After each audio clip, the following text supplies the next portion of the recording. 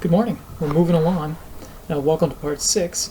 Now, in this part, we're going to put components back on the lower manifold. We're going to start by putting that coolant pipe that we took out back in, the water outlet, and the upper radiator hose. Then we'll move on and do that crossover water pipe and connect up both ends of that.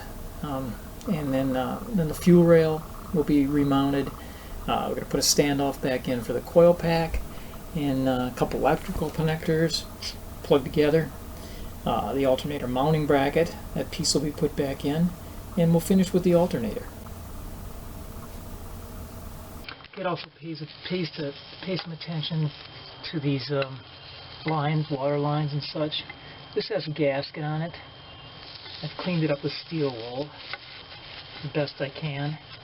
I'd like to replace that gasket. Our Velcro kit has some. Now these are the gaskets that came with it. This is for the thermostat, which I've already done. Put a new one in. But these other three we have to identify. They don't really tell you where they're from. But we're going to remove some of these waterline gaskets. And I put a little bit of grease on there to help hold it in place. And somebody had RTV on here also. I think I'm just going to put a little around the outside because this is a lot easier to do now. I'm just going to put a little circle of it on the outside of this to help seal this. Okay, now I'm turning this 13mm nut that was on the end of this stud and holds the bracket for this pipe. Just using a universal 3/8.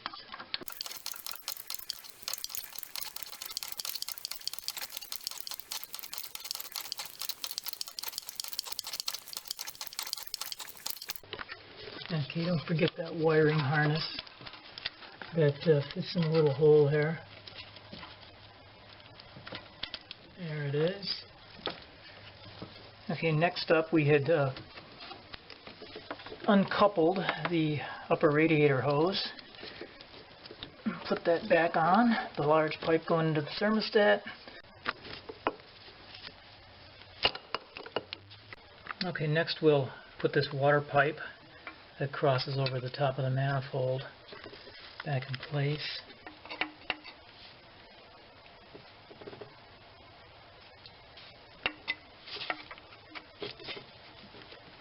And this is a tight fit over here.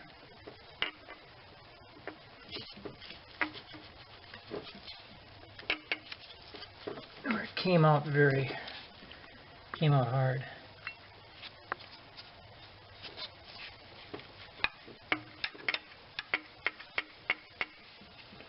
Wiggling it into place.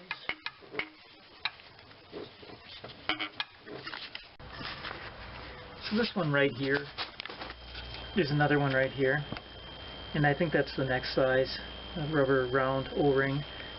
So this one on that water junction over there in the left front corner, so brittle it broke. This appears to be the replacement. Again, we're just going to put some bearing, some grease on it, and slip the replacement back on there. And that was a good fit on this junction point that fits down straight down. Okay, so next we can take our little protectant there, little glove out of the way, bring this pipe back over, where we had moved this onto the side. In fact, right now, why don't we just reconnect up the rubber hose to the steel line. There. And then we can insert this down into position by the water pump. Put that in there. Have our bolt. See it right there. We'll put that back in.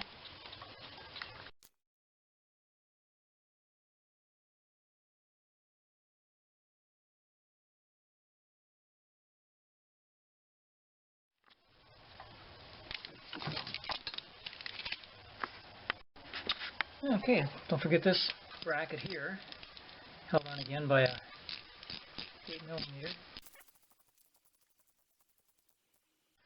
At this point, let's get the power steering pump back into its position here. I'm not going to torque it down just yet, but it needs to be there before the fuel injectors, the fuel rail gets put back in. We were getting ready to reinsert the fuel rail. I went over this with a vacuum again at the last second in these ports just to make sure something didn't slip in there. And so now we'll just grab the rail. I'll be aware of the wiring on here and where it's stressed at.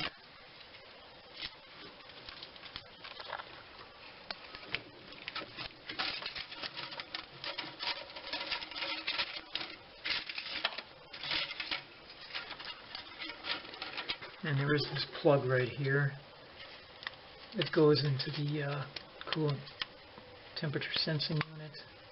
This is a tight squeeze over here by the power steering pump, this wiring harness. But we're coming down now.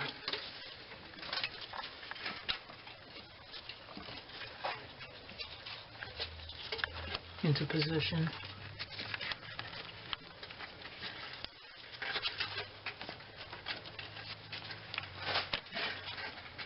About as tight as it can get. Okay, we've got them all now in their ports. So now we're just gonna wiggle it, sure they're lined up.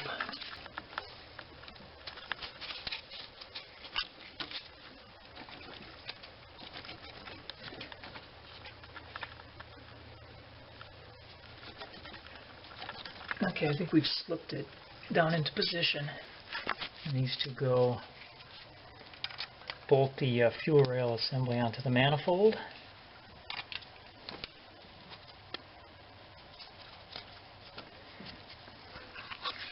And we'll turn those in as far as we can by hand, which is most of the way.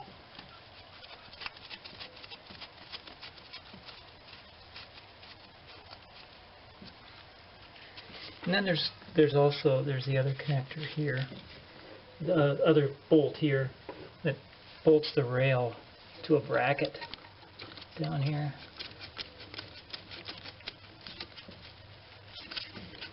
It's also 10 millimeter.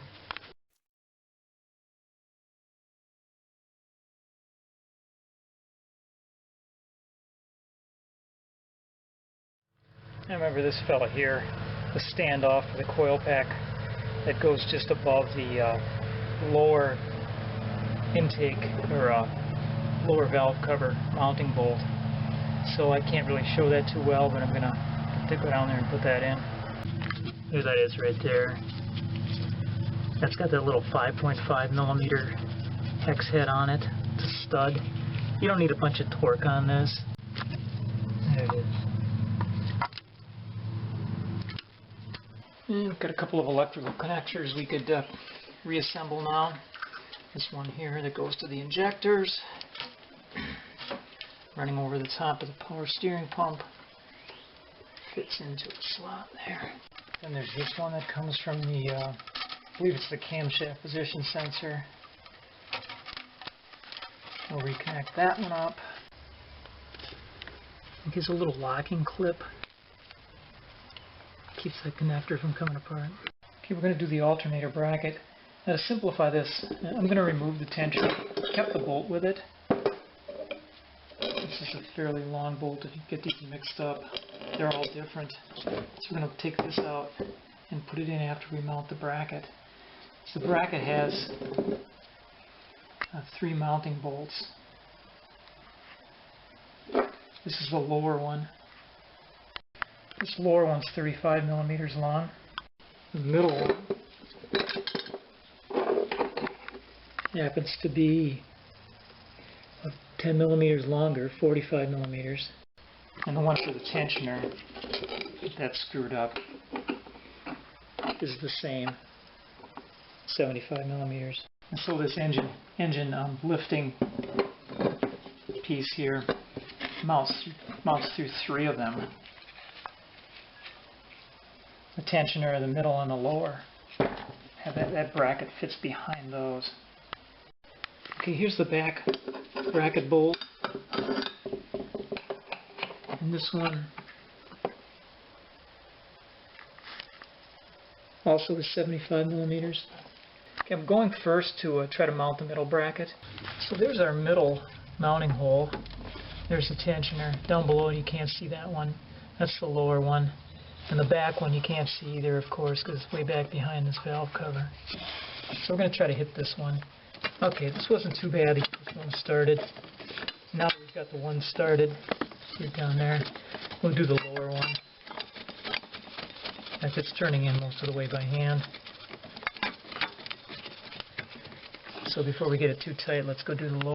Again, this lower bolt is the shortest one of all.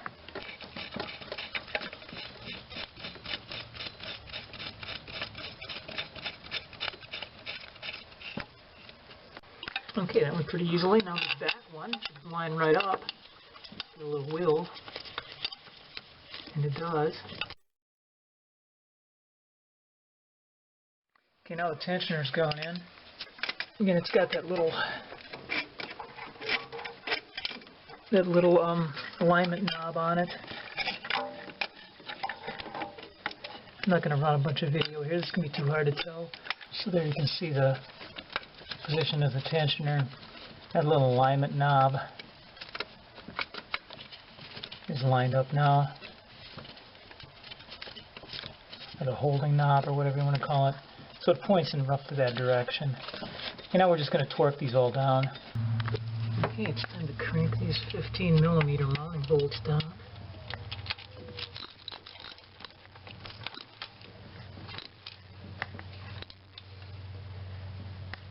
I couldn't find any torque specs on these, so just tighten them up good.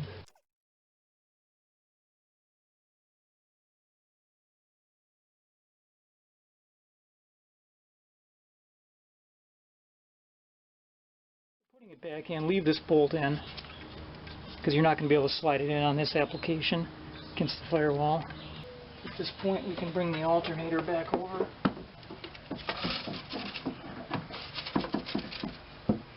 Slip it into the little cradle.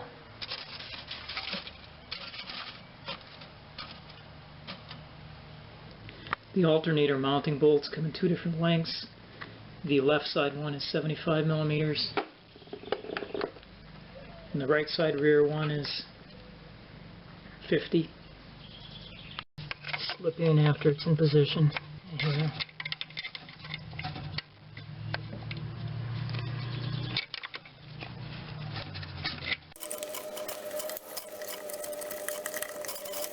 Now finishing the front one's going to have to wait for the bracket, which mounts, uses a bolt for the upper manifold. This back bolt, turning it in is just a blind operation, do it by feel. Thankfully it's going in nice and going way in with my fingers. And we'll just tighten those down with 15mm.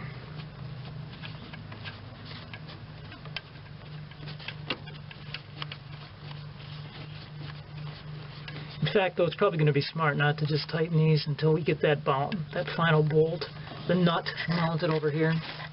Until we get that on there, we'll just leave this a little bit loose. So that concludes part 6. Looking ahead to part 7, we're going to be putting the upper manifold back on, coil assembly, power steering pump, EGR valve, air inlet duct, and others. So hope you tune in and have a look. Thanks for watching.